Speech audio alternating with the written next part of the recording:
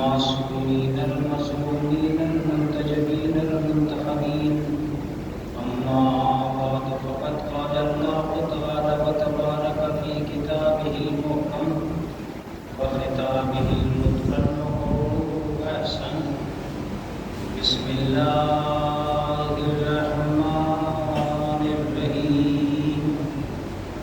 يا أيها الذين آمنوا إن زعمتم أنكم أولياء لله من دون الناس فتمنوا الموت إن كنتم صادقين. صدق الله.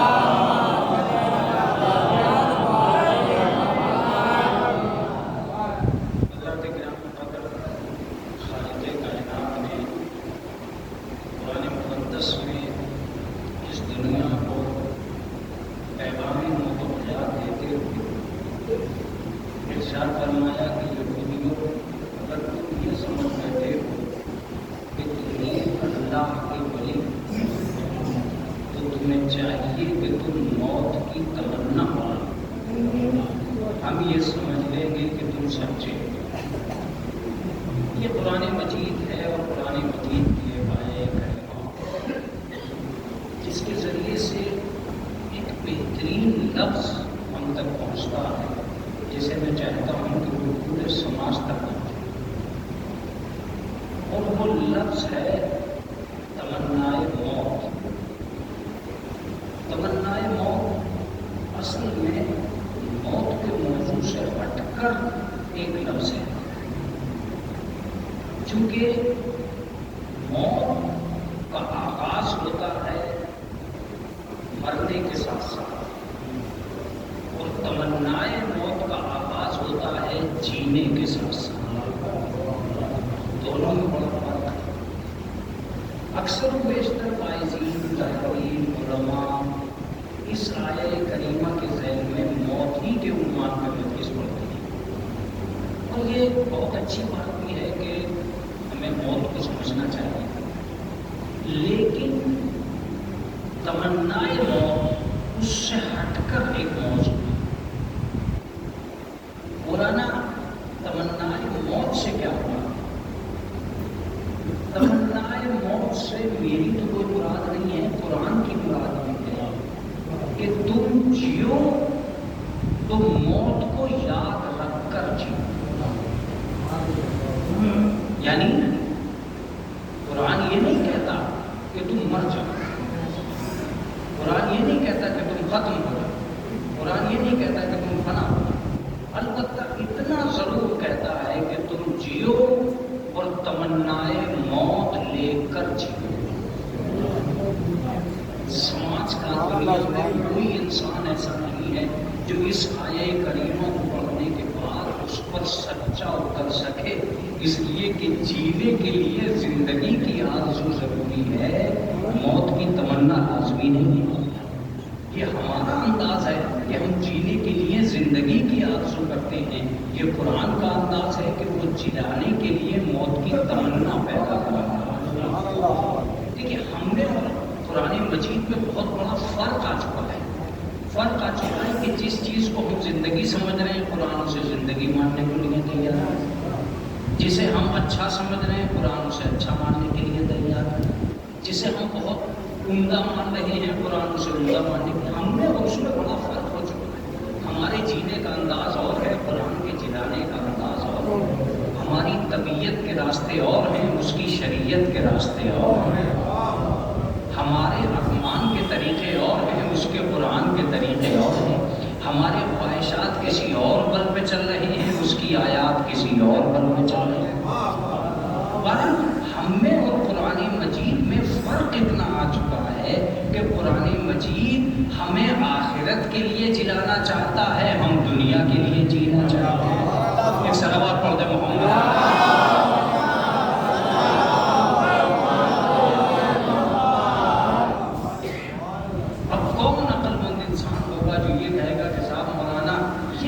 قرآن ہے کہ جیتے جی مرنے کی تمنا کرے. وہ تو پھر جئیں گے کیا جب مرنے کی تمنا کرے؟ صبح اٹھے مرنے کی تمنا، دوپہر اٹھے مرنے کی تمنا، شام کو چلے مرنے کی تمنا. تو میں نے قرآن مجید سے کہا کہ کیا واقعا موت کی تمنا کے بغیر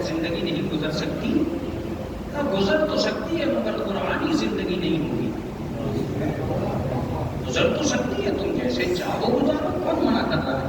لیکن اگر تم قرآنی زندگی گزارنا چاہتے ہو تو تمہیں تمنائے موت کے ساتھ زندگی گزارنا۔ میں نے کہا کہ بھئی یہ تمنائے موت کیا ہے؟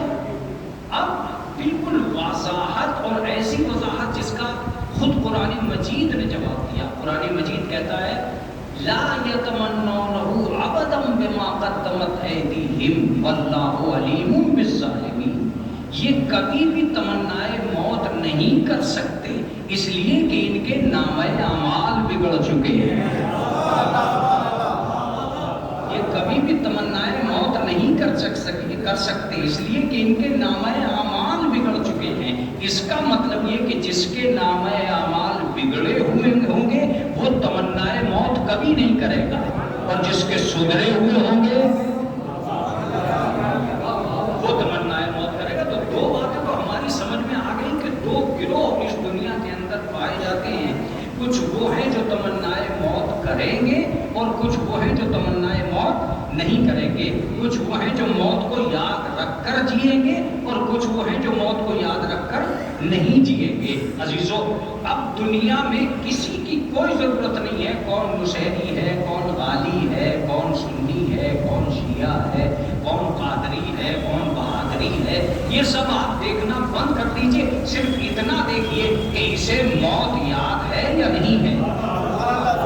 متوجہ رہیے گا، دو ہی گروہ ہیں، کچھ وہ ہیں جو صرف زندگی کو یاد رکھ کر جی رہے ہیں اور کچھ وہ ہیں جو موت کو یاد رکھ کر جیتے ہیں۔ میری سمجھ میں یہ بات نہیں آئی کہ قرآن مجید نے زندگی جیسی نعمت دے کر، پروردگار عالم نے حیات جیسی دولت دے کر اس پہ تمنائے موت کا پہرا لگا دیا کہ جینا ضرور مگر موت کی آرزو لے کر جینا، تمنائے موت کر کے جینا۔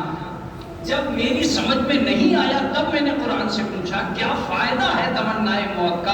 ایک لفظ اور بہت بڑا فائدہ، ایک لفظ اور بہت بڑی دنیا کا۔ جنہیں موت یاد ہوتی ہے وہ اور جنہیں موت یاد نہیں ہوتی ہے وہ، دونوں جی رہے ہوتے ہیں۔ فرق اتنا ہوتا ہے کہ جنہیں موت یاد نہیں ہوتی وہ دوسروں کو جینے نہیں دیتے۔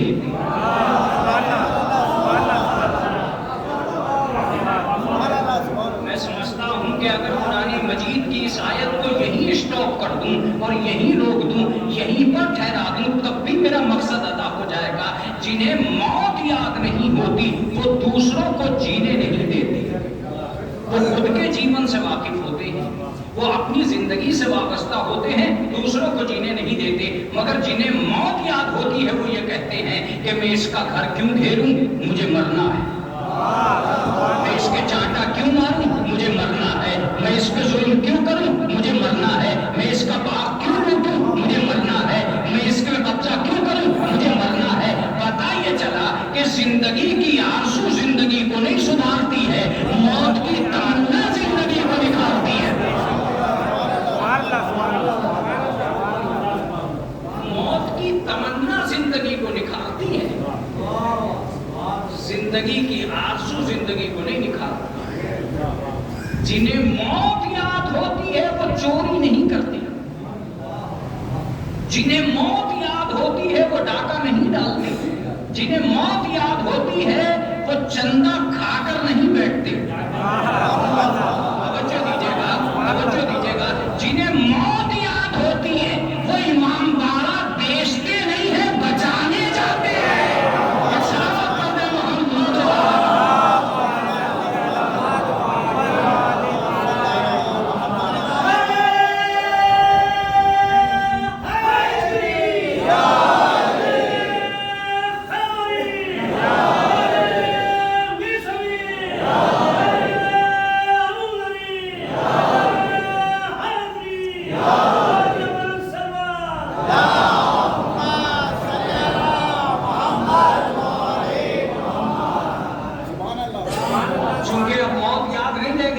زندگی یاد رہ گئی ہے اور جینا ہی جینا ہے، لہذا جینے کے لیے بہت ضروری ہے کہ یہ مرتا ہو تو مر جائے میں زندہ رہوں، یہ ختم ہوتا ہو تو ہو جائے میں زندہ رہوں، یہ لٹتا ہو تو لٹ جائے میں زندہ رہوں، یہ اجڑتا ہو تو اجڑ جائے میں زندہ رہوں۔ قرآن مجید نے کہا خبردار، جینا مگر موت کی تمنا لے کر جینا، اس لیے کہ موت ہی وہ شے ہے جو انسان کی زلف حیات کو سنوار سکتی ہے۔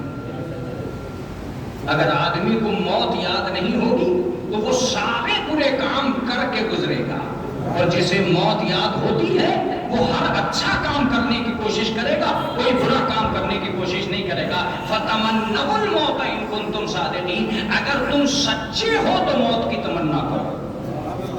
اور یہ عجیب بات ہے، میں سمجھتا ہوں کہ قرآن مجید کے اس جملے کے آگے کچھ کہنا ہی نہیں ہے۔ تمنائے موت وہی کرے گا جو سچا ہوگا، وہ کر ہی نہیں سکتا جو جھوٹا ہوگا۔ یہ جو کچھ پڑھنا تھا میں پڑھ چکا، وہ کر ہی نہیں سکتا جو جھوٹا ہوگا، وہی تمنائے موت کرے گا جو سچا ہوگا۔ بس اب کوئی لفظ کہنے کی ضرورت نہیں ہے، اس کا مطلب یہ ہے کہ دنیا میں دو طریقے کے لوگ ہیں، کچھ وہ جنہیں موت یاد ہے اور کچھ وہ ہیں جنہیں موت یاد نہیں ہے۔ تفسیر میں کروں گا، آپ اس کو صرف اپنے ذہن و دل و دماغ کے قریب سے گزار لیجئے گا اور بات تمام ہو جائے گی۔ عزیزو لفظ سنیے گا اور اس کے بعد کچھ نہیں رہ گیا ہے۔ جو لوگ موت کو یاد نہیں رکھتے وہ جبر کرتے ہیں، جو یاد رکھتے ہیں وہ صبر کرتے ہیں۔ میں سمجھتا ہوں اس سے بڑی تفسیر تو میں بھی نہیں کر سکتا تھا۔ جو یاد نہیں رکھتے وہ جبر کرتے ہیں، جو یاد رکھتے ہیں وہ صبر کرتے ہیں۔ یزید جبر کا نمونہ ہے، حسین صبر کا نمونہ۔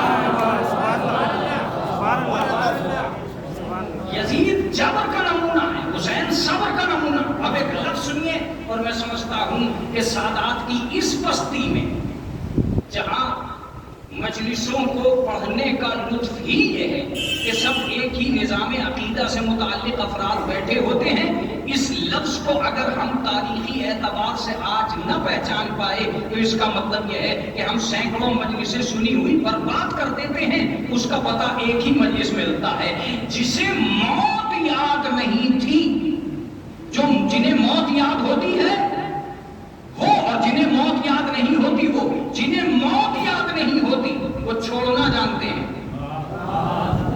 جنہیں موت یاد ہوتی ہے وہ چھوڑنا جانتے ہیں، اور جنہیں موت یاد نہیں ہوتی وہ چھیننا جانتے ہیں۔ میں نے یہ ساری محنت ایک جملے کے لیے کی ہے، اسے موت یاد نہیں تھی وہ چھین کر تخت پہ بیٹھ گیا، اسے یاد تھی وہ چھوڑ کر گھر میں بیٹھ گیا۔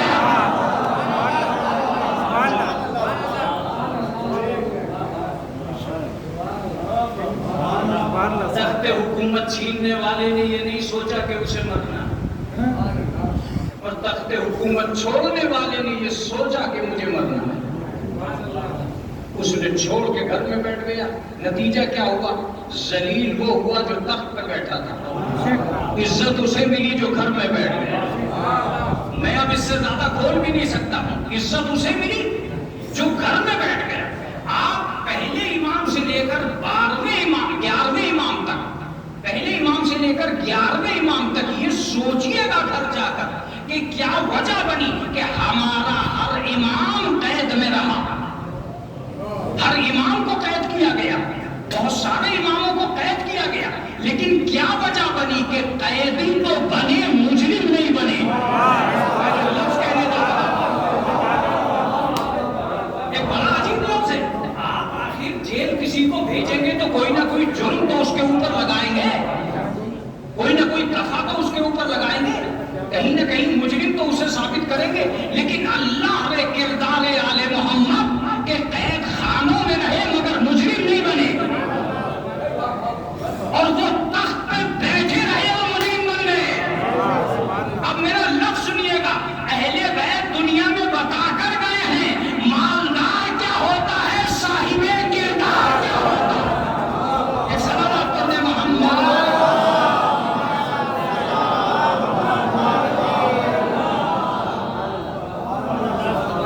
بھائی، جب قید کر دیا گیا تو اب ظاہر سی بات ہے اس کے کردار تو خود بخود دنیا میں مشہور ہو جانا چاہیے کہ وہ آدمی جیل چلا گیا۔ آج اگر ایک مولوی کو کسی کو جیل ہو جائے تو 10 آدمی تو خود ہی کہنے لگے ہاں یہ تو خود ہی، یہ تو خود ہی ایسے تھے بیچارے، اب پتہ نہیں کیا کیا کیا ہوگا، ہمیں تو ان کی حقیقت سے واقف ہی نہیں ہو. جب آج ایسا پروپیگنڈا ہو سکتا ہے تو کل جب حکومت دہانے پر لگی ہوئی تھی ان وقتوں میں ہونا یہ چاہیے تھا کہ بادشاہوں کے دربار کی زیارت ہوتی، مگر آج تک قید خانوں کی زیارت ہو رہی ہے. کیا جملہ ہے، آج تک قید خانوں کی زیارت ہو رہی ہے. کہاں امام بیٹھتے تھے، کس قید خانے میں امام کو رکھا گیا تھا، کون سی کوٹری تھی جس میں امام کو رکھا گیا ہے. میں ایک لفظ کہتا ہوں، یزید کے دربار میں کوئی نہ جاتا اگر وہاں امام نہ گئے ہوتے.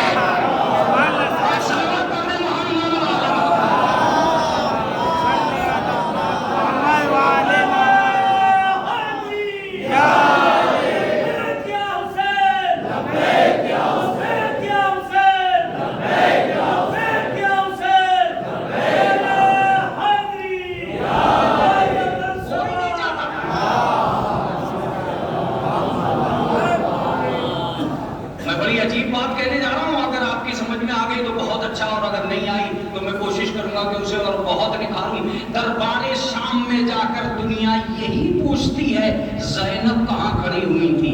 کسی نے آج تک نہیں پوچھا یزید کہاں بیٹھتا تھا، یزید کہاں بیٹھتا تھا، یہ کوئی نہیں پوچھتا ہے. جناب زینب کہاں کھڑی ہوئی تھی یہ سب پوچھتے ہیں. اس کا مطلب یہ ہے کہ خیمہ عزت ہوتا ہے، جسے موت یاد ہوتی ہے وہ، اور جسے موت یاد نہیں ہوتی ہے وہ. یہ دو قبیلے ہیں، دو انسانی راستے ہیں، دو زندگی کے طریقے ہیں. کچھ لوگوں کو موت یاد ہے اور کچھ کو موت یاد نہیں. مولانا کیا فائدہ ہوگا اگر ہم تمنائے موت کر کے جیئیں؟ کیا فائدہ ہوگا؟ دو فائدے تو خود قرآن میں ہیں. آپ کی اپنی مرضی ہوگی آپ اسے کتنا محسوس کریں گے اور کتنا محسوس نہیں کریں گے. پہلا فائدہ، یا ایھا الذین ھادوا ان زعمتم انکم اولیاء للہ، تم اللہ کے ولی ہو اگر تمنائے موت کرو گے. ان کنتم صادقین، اگر تم نے تمنائے موت کی تو تم ہی سچے ہو. اس کا مطلب یہ کہ سچا وہ ہے جو تمنائے موت کرے گا، ولی وہ ہے جو تمنائے موت کرے گا. ختم ہو گئی بات. اب ظاہر سی بات ہے میں اس تمنائے موت سے ادھر ادھر نہ جاؤں اور میری آرزو خطابت کہیں آپ کو اچھالنے کو مجھے مجبور نہ کر دے. اس لیے میں چاہوں گا کہ میں واپس اسی کی طرف جاؤں. اس کا صریحی مطلب یہ ہوگا کہ جب تک تمنائے موت اجاگر نہیں ہو سکتی، جب تک کچھ ایسے افراد اس دنیا میں نہ آ جائیں جو صبح سے شام تک رضائے الہی کی خاطر مرنے کی تمنا کرتے رہے ہوں. میں تو سمجھ رہا تھا کہ بابر سلطان اپنی مجلس کا سب سے بڑا جملہ تم نے مجمع کے حوالے، لیکن چونکہ ہمیں کربلا سننے کی عادت ہے، کربلا سمجھنے کی عادت نہیں ہے، اس لیے ہم چپ رہ گئے. ماں سوا کربلا والوں کے تاریخ میں ایسے افراد آپ کو ملیں گے ہی نہیں جو یہ کہتے رہے کہ پہلے میں مر جاؤں تو اچھا ہے. حبیب نے کہا پہلے میں چلا جاؤں، زہیر نے کہا پہلے میں چلا جاؤں، عباس نے کہا پہلے میں چلا جاؤں، جناب قاسم نے کہا پہلے میں چلا جاؤں، جناب علی اکبر نے کہا پہلے میں چلا جاؤں. دنیا بچنے کی تمنا کرتی ہے، یہ کون لوگ ہیں جو مرنے کی تمنا کر رہے ہیں؟ یہ کون لوگ ہیں جو صبح سے شام تک ایک لائن لگی ہوئی تھی کہ پہلے میں مر جاؤں، پہلے میں چلا جاؤں، پہلے میں مقتل میں آ جاؤں، پہلے میں شہید ہو جاؤں. آخر کیا وجہ ہے؟ کوئی تو وجہ نہیں ہوگی. ساری دنیا تک قیامت تک ایک پیغام پہنچانا چاہتے تھے حسین کہ حسینی وہ ہے جو تمنائے موت کر کے جیے گا. میرا موضوع اگر ملحوظ خاطر ہوتا تو اس سے اچھا جملہ میرے پاس نہیں تھا. حسینی وہ ہے جو تمنائے موت کر کے جیے گا. عزیزو بہت قیمتی جملہ آ رہا ہے. میرے مولا کیا وجہ ہے کہ یہی لوگ مرنے کی آرزو کر رہے ہیں؟ کہ آج ہی تو پتا چلے گا کہ امام کے افراد کون سے ہوتے ہیں، عوام کے افراد کون سے ہوتے ہیں. یہ کربلا ہے، کربلا. اور اس کربلا کی وادی میں سب سے بہتر طریقہ کار یہ ہے کہ ہم دنیا کو ایک پیغام پہلے پہنچا چکے، ایک پیغام اب پہنچا رہے ہیں. آپ بیدار ہو جائیے، آپ بیدار ہو جائیے. ایک پیغام پہلے پہنچا چکے، ایک پیغام اب پہنچا چکے۔ پہلے کا پیغام کیا ہے؟ پہلے کا پیغام یہ تھا کہ ہم نے مدینے میں رہ کر بتایا کہ جیا کیسے جاتا ہے۔ دوسرا جملہ مجھے کہنے کی ضرورت نہیں تھی مگر کہنا پڑ رہا ہے، ہم نے مدینے میں رہ کر بتایا کہ جیا کیسے جاتا ہے، کربلا میں آ کر بتایا کہ مرا کیسے جاتا ہے۔ جملہ کربلا میں آ کر بتایا کہ مرا کیسے جاتا ہے۔ ظاہر سی بات ہے دنیا کے لیڈروں نے جینا تو سکھایا ہے، مرنا نہیں سکھایا۔ مرنا سکھایا ہے صرف امام حسین نے، مرنا سکھایا ہے اہل بیت اطہار نے۔ جینے کی تمنائیں پیدا کرنا، جینے کے طریقے پیدا کرنا یہ ہر لیڈر کا کام ہے، مگر مرنے کی آرزو پیدا کر دینا شاید لفظ ہے، اگر لفظ ہے تو موضوع کو پورا کرے گا، اور موضوع کو پورا کر دیا تو بس میں آپ کی خدمت عالیہ میں اس انتباہ کی طرف چل دوں گا، اور انتباہ کی طرف چلا اور آیت مکمل ہو جائے گی۔ مگر متوجہ ہو کر یہ لفظ ضرور سنیے گا کہ امام حسین علیہ السلام نے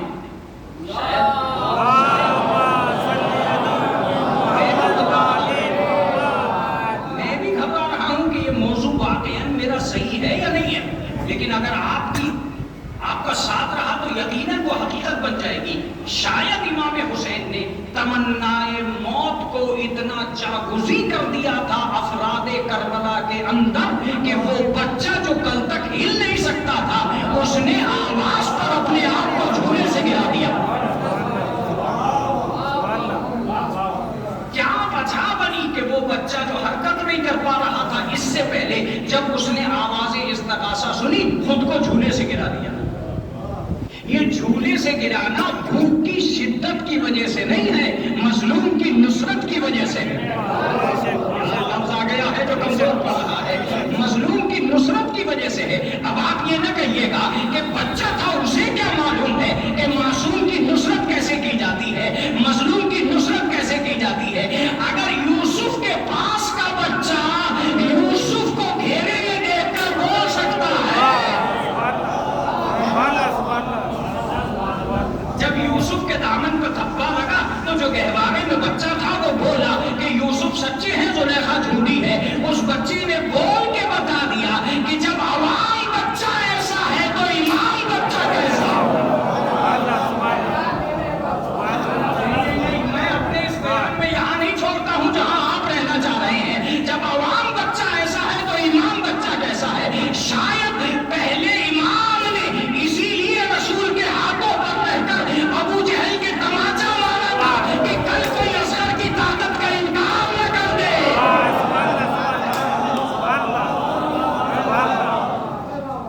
متوجہ رہیے گا، کل کوئی اصغر کی طاقت کا انکار نہ کر دے۔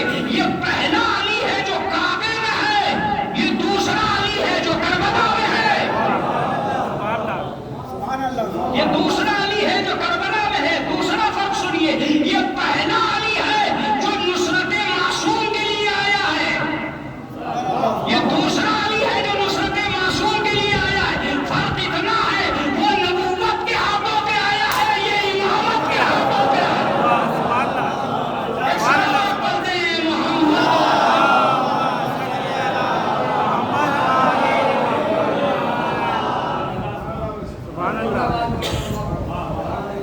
بہرحال کہیں نہ کہیں یہ بات ذہن و دل و دماغ سے ہوتی ہوئی اس بات کی طرف ضرور جاتی ہے کہ اگر اصغر نے وہ آوازیں استغاثہ نہ سنی ہوتی تو یقیناً یہ جذبہ نصرت پیدا ہی نہ ہوتا۔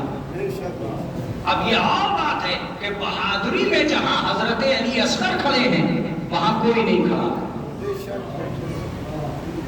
عزیزو، کیا بہترین جملہ میرا یہ ہے، تاریخ شجاعت بدل دی ہے کربلا نے۔ اگر آپ بیدار ہو گئے تو یہ حسین لفظ سنیے، تاریخ شجاعت بدل دی ہے کربلا نے، اس لیے کہ شجاعوں کا جتنے لشکر گزرے ہیں شجاعت کی، ان سب میں راہ فرار ایک حتمی چیز ہے۔ کون سے معصوم کا لشکر ہے جس کے لشکری بھاگے نہ ہوں؟ کیا اس سے بھی زیادہ میں اہم کر سکتا ہوں؟ کون سے معصوم کا لشکر ہے؟ کیا رسول اللہ کے لشکری بھاگے نہیں؟ ایسے بھاگے کہ 3 دن تک نہ آ سکے؟ کیا علی کے لشکری بھاگے نہیں؟ ایسے بھاگے کہ پھر اس کے بعد واپس ہی نہیں آئے؟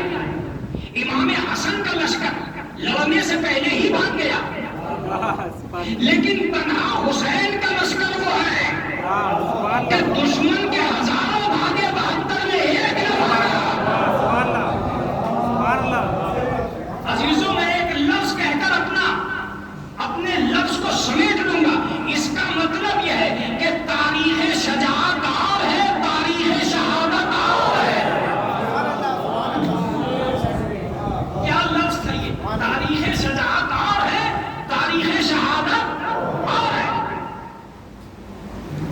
اور مولانا اس کو تھوڑا سا قیمتی بنانے جا رہا ہوں، ہو سکتا ہے کہ اپنے علماء کی جانب سے یہ لفظ آپ تک پہنچ جائے۔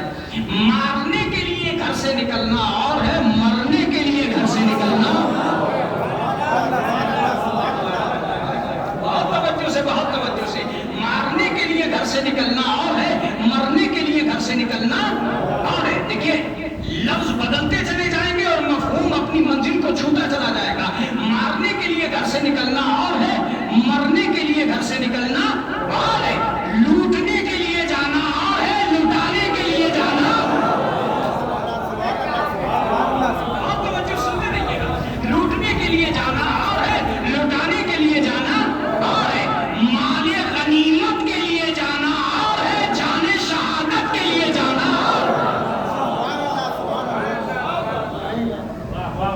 امام حسین علیہ السلام کا ایک عجیب و غریب مقصد بھی ہے اس دنیا کے اندر، اور وہ عجیب و غریب مقصد یہ کہ امام حسین علیہ السلام نے تمنائے موت کو اجاگر کیا۔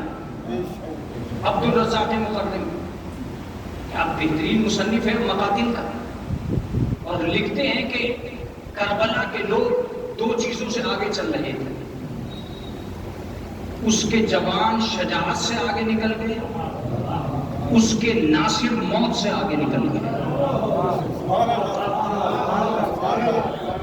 اس کے ناصر موت سے آگے نکل گئے، اس لیے کہ وہ بار بار یہ کہہ رہے تھے کہ موت ہم پہ آ پڑے یا ہم موت پہ جا پائے۔ متوجہ رہیے گا، اب اس سے زیادہ میں بھی کلیئر نہیں کر سکا۔ اس لیے موت سے آگے نکل گئے تھے کہ دنیا کو آخر دم تک موت کڑوی لگتی ہے، حسین کے بچوں کو موت میٹھی لگتی ہے۔ جملہ ہے یہ خدا کے قسم۔ وہ موت سے آگے نکل چکے تھے، وہ شجاعت سے آگے نکل چکے تھے۔ 2 جملے ایک جگہ ملا کر سنی۔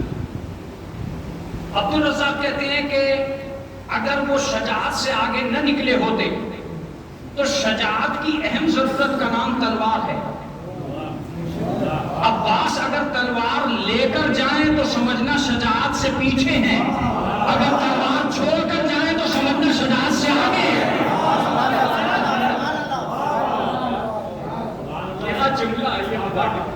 اگر عباس تلوار چھوڑ کر جائیں تو سمجھنا شجاعت سے آگے ہیں، اور اگر تلوار لے کر جائیں تو سمجھنا شجاعت سے پیچھے۔ دوسرا جملہ لکھتے ہیں کہ کربلا کی خاصیت یہ ہے کہ کربلا کا ہر آدمی ساون تھا، بہادر تھا، شجاع تھا، ابن شجاع تھا۔ بہادر ابن بہادر، کرار ابن کرار، ہاشمی خاندان کے فرد تھے کربلا میں۔ لیکن کسی بھی ایک انسان نے، پتہ نہیں میرا مجمع کیسے سنے گا، کسی بھی ایک انسان نے کربلا میں مارنے کی اجازت نہیں مانگی، مرنے کی اجازت مانگی۔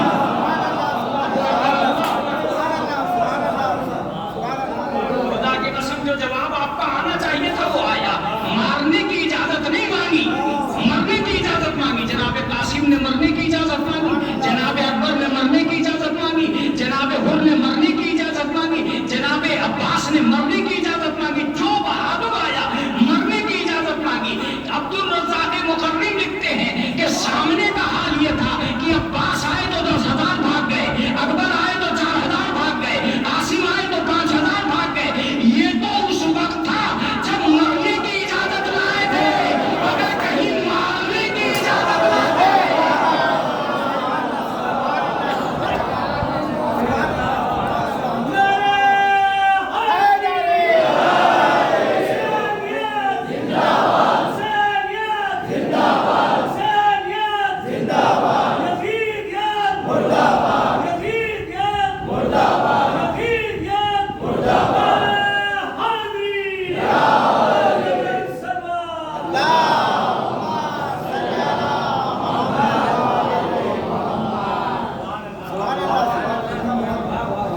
کا مطلب یہ ہے کہ دنیا کے اندر تمنائے موت ایک موضوع ہے، ایسا موضوع ظاہر سی بات ہے کیوں نہیں بھاگے وہ لوگ. میں اندھیری میں بیٹھا ہوں اور جہاں کے لوگ برس سے دیسی زبان کا استعمال کرتے چلے آئے ہیں، بھاگے وہ جسے بچنے کی تمنا ہو. وہ کیوں بھاگے جسے مرنے کی تمنا ہو؟ اس کا مطلب جو موت سے ڈرتا ہے وہی تو بھاگتا ہے. جان بچاؤ اور بھاگو یہ تو منشیوں میں سنا ہوگا. جو جان دینے آیا وہ کیوں بھاگے؟ 72 جان دینے پر تو لیتی. یزیدیوں میں بھاگنا ہی اس بات کی دلیل تھی کہ بزدلی کا لشکر کون سا ہے، بہادری کا لشکر کون سا ہے. یہ تو صاف صاف ہے، بہادری کا لشکر کون سا ہے، بزدلی کا لشکر کون سا ہے. دوسری بات، اگر ادھر سے کوئی ادھر آئے یا ادھر سے کوئی ادھر جائے تب پتہ چلے گا کہ باقی لشکر کون سا ہے. ان کا ادھر سے ادھر آنا یہ بتاتا ہے کہ یزید کا لشکر بغاوت کا لشکر ہے، حسین کا لشکر اطاعت کا لشکر ہے. یہ تو صاف صاف ہے. دو لشکروں کا مقابلہ ہے اور ان دو لشکروں کے درمیان میں ہم اور آپ جتنا مطمئن بشان ہو کر سوچ سکتے ہیں ایک لفظ واضح نکل کے آئے گا اور اس کو کہتے ہیں تمنائے موت. تمنائے موت میں ایک چیز اور پائی جاتی ہے، وہ ہے بہانے، ہیلے کا مطلب یہ نہیں ہم چلے جائیں گے جنگ میں، ہاں جائیں گے. قرآن مجید کو کہنا پڑا فضل المجاہدین علی القاعدین. گھر میں بیٹھنے والوں پر اللہ نے فضیلت دی ہے جہاد کرنے والوں پر. اس کا مطلب بزدلی جب آدمی کے اندر آتی ہے تو وہ ہیلے اور بہانے کرتے ہیں. میں کیوں جاؤں، کیا کروں، کیسے. مگر خدا کی قسم وہ کتنے بڑے بہادر تھے جو ہر دوسرے کو روک کے کہتے تھے کہ پہلے میں چلا جاؤں. یہ کتنی بڑی بہادری کی بات ہے. بس مجلس تمام ہو گئی. اب اس سے زیادہ کی گنجائش اس لیے نہیں ہے کہ آپ مولوی حضرات کو ایسے ٹائم پہ لا کے کھڑا کرتے ہیں کہ ملا اللہ سے لڑے. ایک صلوات پڑھیں محمد والے.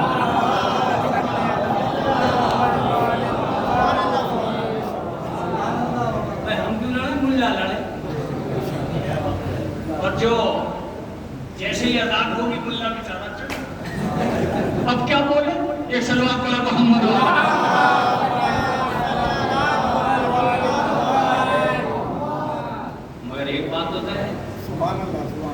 ہوتی ہے اللہ کے گھر میں اور ہم بیٹھے ہوتے ہیں حسین کے گھر میں. میں تو یہ کہتا ہوں کہ وہاں کوئی جاتا ہی نہیں اگر یہاں کوئی نہ آتا. یہ تو امام حسینی کا کارنامہ ہے کہ امام حسین نے تیار کر کر کے وہاں بھیجے ہیں. اگر امام حسین نہ ہوتے تو یقین سے کہتا ہوں کہ یزید والی نماز عام ہو گئی ہوتی. تو امام حسینی کا کمال ہے کہ آج بھی سچوں کی پہچان بنایا عزاداری. اب 2-4 لفظ ہیں اور اس کے بعد اذان ہوگی، پھر چپ ہو جاؤں گا، تھوڑی سی دیر بولوں گا، پھر ختم ہو جائے گی. متوجہ رہیے. مولانا ہیلے، کوئی ہیلے نہیں. ایک لفظ آیا ہے آقا شجاعت، اور موت سے آگے چل رہے تھے کربلا والے. متوجہ ہو کر سنیے گا، میں مجلس کو تمام کرنے جا رہا ہوں. امام حسین نے کربلا میں 2 کام کیے. آپ بیدار تو ہیں؟ 2 کام کیے. ایک کام شب عاشور کیا چراغ گل کر، اور ایک کام شب عاشور سے پہلے کیا خط لکھ دیا. میرا مجمع پتہ نہیں بیدار ہے کہ نہیں. خط لکھا حبیب کو اور چراغ گل کر کے بہادروں سے کہا کہ چلے جاؤ. اس کا مطلب یہ ہے کہ شجاعت سے کہا چلے جاؤ، فقاہت سے کہا چلے آؤ. پھر سنیے دوبارہ سنیے تاکہ میں آپ تک اپنے الفاظ کو پہنچا سکوں. امام حسین نے خط لکھا من الحسین الی الرجل الفقیہ حبیب ابن مظاہر اسدی. یہ حسین کی طرف سے خط ہے حبیب ابن مظاہر کی طرف جو اسدی ہیں اور فقیہ ہیں. الی الرجل الفقیہ، رجل فقیہ ہے. جیسے رجل کہا ویسے ہی فقیہ کہا. رجل فقیہ یعنی مجتہد ہے، آیت اللہ ہے، یہی کہا. اس کا مطلب یہ ہے کہ حسین نے شجاعت سے کہا چلے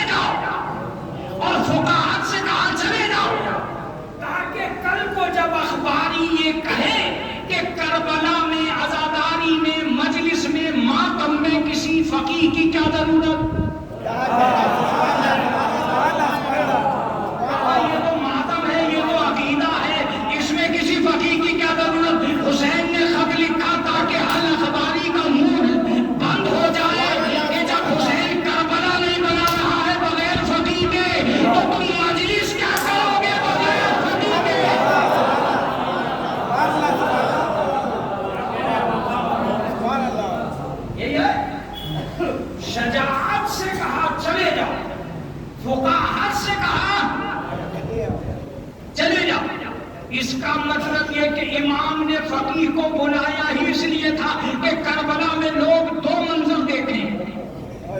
میں اس کے بعد چپ ہو جاؤں گا، تمہیں بولنا چاہیے اور مولویت کے لیے بولنا چاہیے.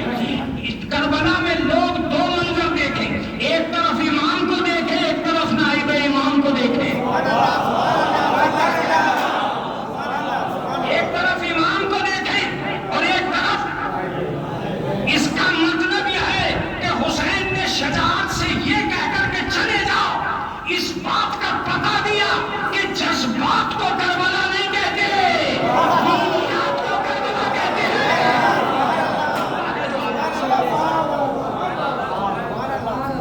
دینیات کو کربلا کہتے ہیں، جذبات کو کربلا نہیں کہتے. آج جذبات میں یہ کہا جا رہا ہے کہ ہمیں فقیہ کی کیا ضرورت ہے؟ کوئی ضرورت نہیں کوئی فقیہ کی. یہ خط پہنچا کوفے.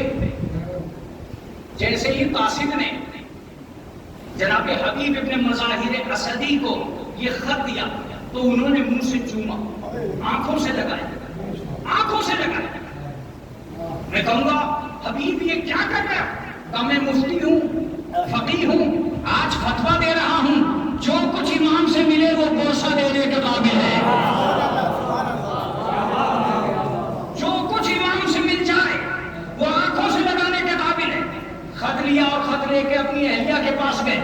اہلیہ کے پاس جا کے خط رکھا. میں نے کہا حبیب خط تمہیں لکھا ہے، تمہاری بیوی کو نہیں لکھا ہے. یہ کیا کر رہے ہو کہ تم بیوی کو خط دکھلا رہے ہو؟ بیوی کو خط دکھلانے کی ضرورت ہی نہیں ہے. کہ وہ فقیہ ہی نہیں ہے جو حالات پہ نظر نہ رکھے. سنتے رہیے گا، وہ فقیہ ہی نہیں ہے جو حالات پہ نظر نہ رکھے. میں نے کہا یہ تو ٹھیک ہے کہ آپ اپنی بیوی کو دے رہے، حالات کیا پتہ چلے. کہ بیوی نے یہ جملہ کہا ہے کہ میں نصرت کو جاؤں. اس کا مطلب اس وقت کی ضرورت نصرت ہے.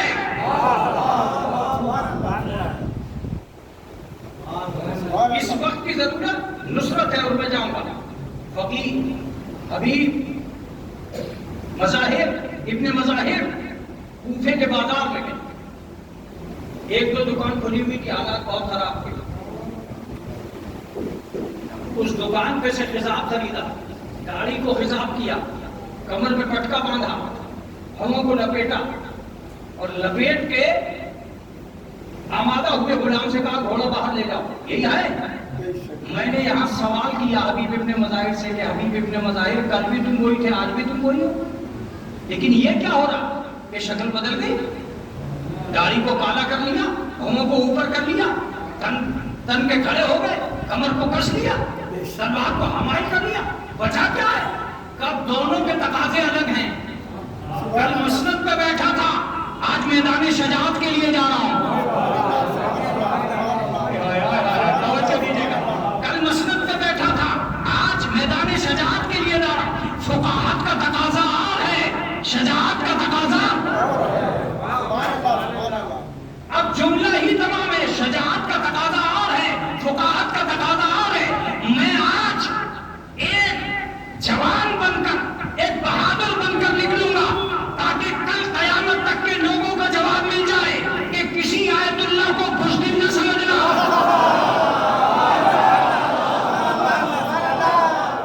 کل قیامت تک کے لوگوں کا جواب مل جائے کہ کسی آیت اللہ کو بزدل نہ سمجھنا.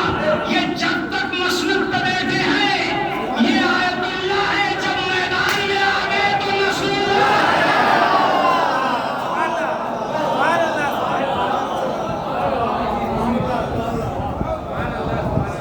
انہیں بزدل مت سمجھ بیٹھنا. اور کمال کی بات یہ ہوگی کہ جتنے بھی مفتی تھے بابر ملکوں میں، جب اسرائیل کا حملہ ہوا تو کسی کا چہرہ دکھائی نہ دیا، کسی کا چہرہ دکھائی نہیں دیا. ایک حزب اللہ ہی میڈیا پہ آ رہا ہے، حزب اللہ ہی میڈیا میں آ رہا ہے. کیوں آ رہا ہے؟ صرف یہ بتانے کے لیے آ رہا ہے کہ محمد رسول اللہ تک رکنا اور ہے، علی ولی اللہ.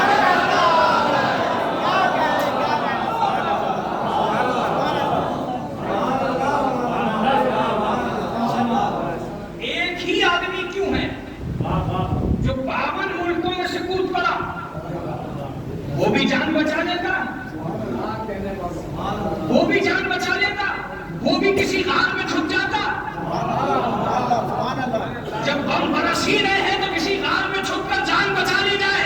کل تم نہیں جانتے غار میں چھپ کر جان بچانا ہے، بستر پر لیٹ کے رسول کو بچانا۔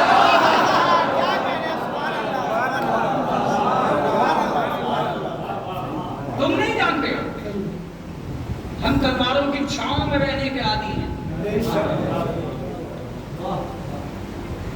1000 سپاہی اسرائیل جیسے ملک سے لڑ گئے، یہ کیسے ممکن ہے؟ اب بات یہ نہیں ہے، ہم ہمیشہ ہی کم سے لڑتے چلے آئے۔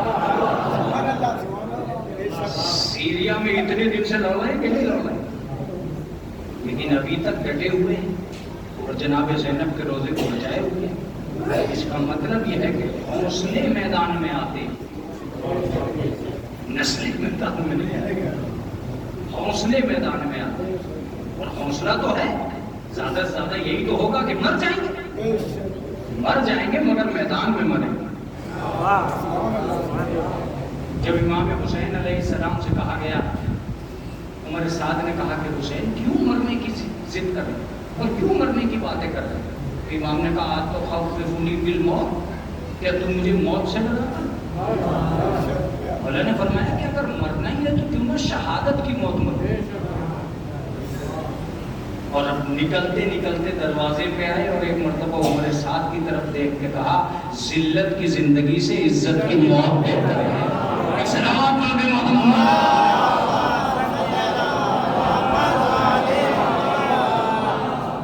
بس عزیزو، اس سے زیادہ نہیں جایا جا سکتا۔ میں آپ کی خدمت عالیہ میں صرف یہ عرض کرنا چاہتا تھا کہ ایک انسان کی زندگی موت کو یاد رکھ کر کام،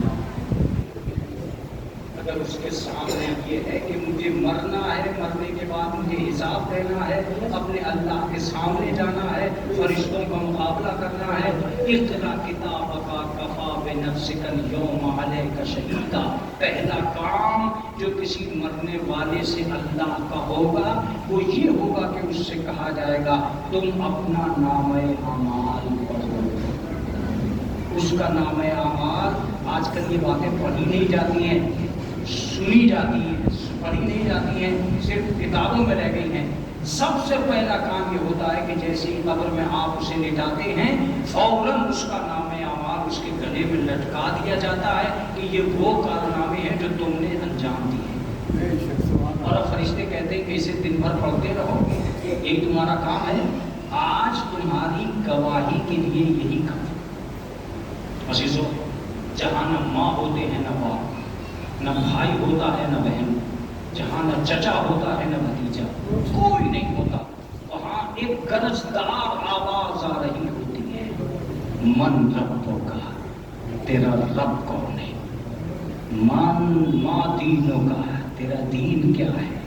ماں قبلتوں کا، تیرا قبلہ کیا ہے؟ من نبیوں کا، تیرا نبی کون ہے؟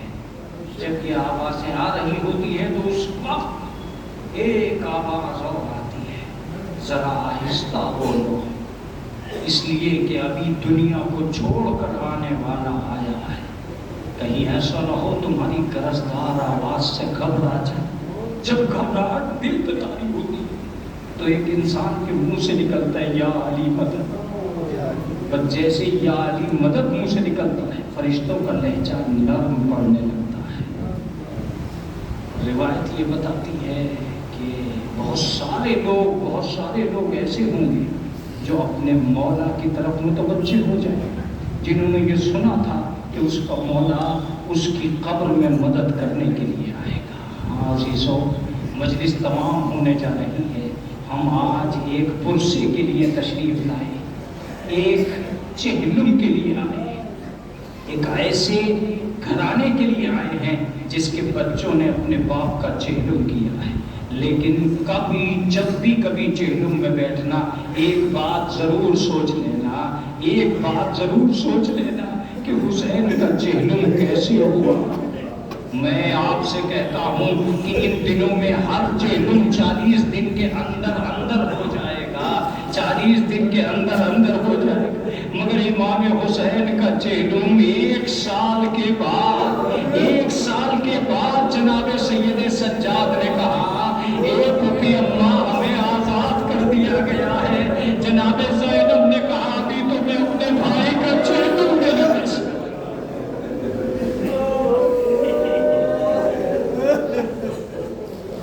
ابھی تو میں اپنے بھائی کا چہلم نہیں کر سکتا. ہاں عزیزو، میں ایک لفظ کہا کرتا ہوں اور وہ اس لیے کہتا ہوں تاکہ آپ کو اور ہمیں سب کو ایک احساس ہو جائے کہ اس کائنات کے اندر کون ہے کہ جو وہاں پہنچے گا جہاں حسین پہنچے.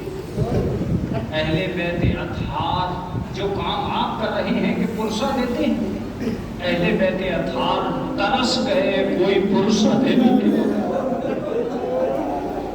کیا آپ میں سے کوئی ایسا شخص ہے جس نے اپنے خاندان کو لے جا کر یہ کہا ہو کسی کے گھر پہ کہ اے گھر والوں ہمیں پرسہ دو اس لیے کہ ہمارا گھر اجڑ گیا؟ مگر جناب زینب جناب سید سجاد کو لے کر جاتی ہے اور آواز دیتی ہے اے گھر والوں ہمیں پرسہ دو اس لیے کہ ہمارا گھر اجڑ گیا.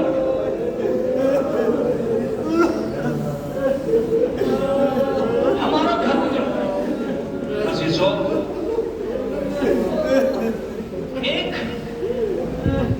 لفظ ہی مرثیہ اگر آپ نے اسے محسوس کر لیا تو وہ مرثیہ ہے. جناب سید سجاد سے جناب زینب پوچھتی ہے اے بیٹا ہم میں سے سب سے زیادہ پرسے کے لائق کون ہے؟ سب سے پہلا پرسہ جسے دے وہ کون ہے؟ سب سے پہلا پرسے کا مستحق کون ہے؟ عزیزو میری مجلس تمام ہو جاتی ہے کبھی کبھی اسی جملے پہ. جناب سید سجاد فرماتے ہیں ہم میں سے سب سے زیادہ پرسے کے قابل جناب ام البنین ہے. اس لیے کہ ام البنین کے گھر میں سوائے بیواؤں کے سوائے یتیموں کے کچھ بھی موجود نہیں ہے. ارے ام البنین جدھر دیکھتی ہے ادھر ایک بیوہ دکھائی دیتی ہے، جہاں بیٹھتی ہے ایک یتیم دکھائی دیتا.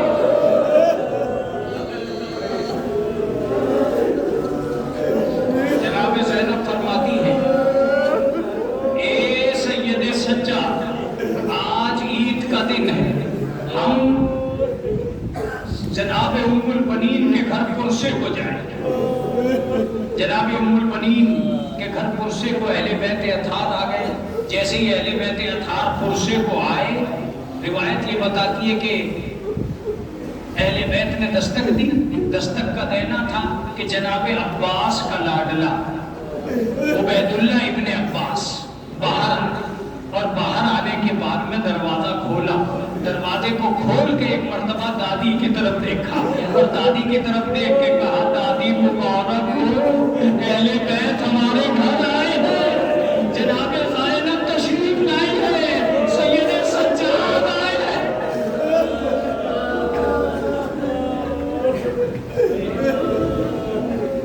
لیکن میں سمجھتا ہوں جتنے لوگ مجھ سے سب کا دل ٹوٹ جائے گا جب یہ لفظ سنے. جیسے ہی جناب زینب اندر داخل ہوئی کیا دیکھا کہ جناب ام البنین زمین پر بیٹھی. میں شاید ایسی جگہ مجلس پڑھ رہا ہوں جو برسہ برس سے سادات کہے جاتے ہیں، بس جناب زینب نے دل پکڑ لیا. آواز دی اماں عید کا دن ہے اور آپ زمین پر بیٹھی ہیں. بیٹے عید اس کے گھر میں ہوتی ہے جس کے گھر میں کوئی عیدی کا دینے والا.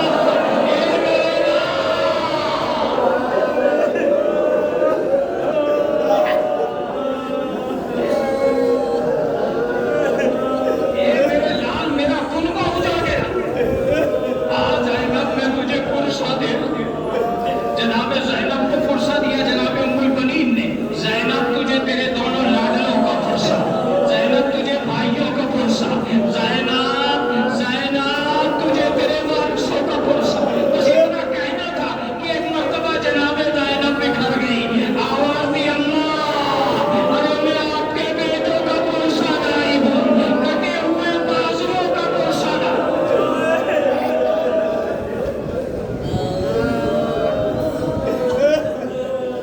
جناب ام البنین کے منہ سے ایک لفظ نکلا جو قیامت بن گیا.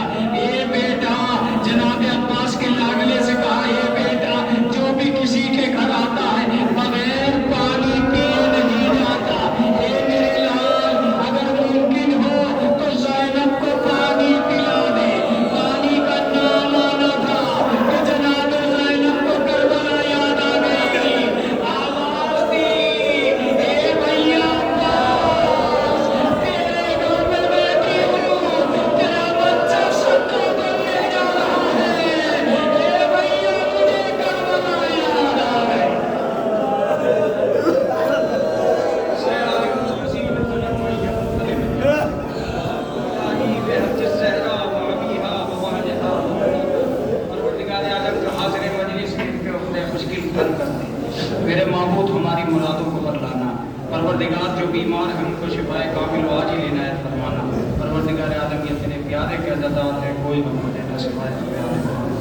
معبود اس مجلس کا جو ثواب تو نے معین کیا ہے اس کو مرحوم کی روح کے لیے تسکین کا سبب قرار دے دے. امام زمانہ کے ظہور میں تاجیل فرمانا.